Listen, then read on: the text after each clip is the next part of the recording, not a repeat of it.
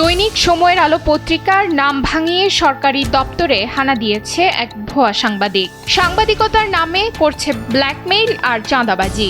নাম ছবি দিয়ে বানিয়েছেন ভুয়া আইডি কার্ড, যেখানে সম্পাদকের নামও মন গড়া। জি, আপনি যে আইডি কার্ডটা পাঠিয়েছেন ওই আইডি কার্ডটা কি আপনার?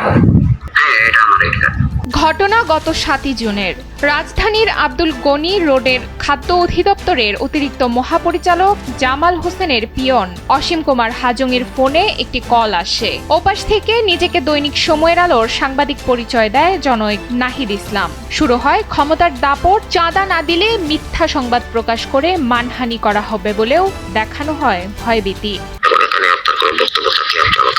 আমার কোনো বক্তব্য নাই। আমি ঠিকমতো অফিস করছি, আমি কোনোদিন অ্যাবসেন্ট করি নাই, আজ পর্যন্ত অফিস ফাঁকি দেই নাই।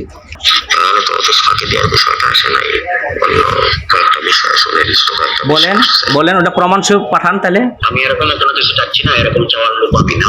জি, এখন দেখেন যদি ইয়ে করে আপনার এই যে আমি যদি প্রতিবেদন দেই তাহলে হয় ছাপাবেন না হয় ছাপাবেন না, এটা ওদের ব্যাপার। হ্যাঁ, আমার প্রতিবেদনটা হলো তবে পার পায়নি এই প্রতারক। জালিয়াতির খবর পাওয়া মাত্রই কঠোর অ্যাকশনে গেছে দৈনিক সময়ের আলো কর্তৃপক্ষ।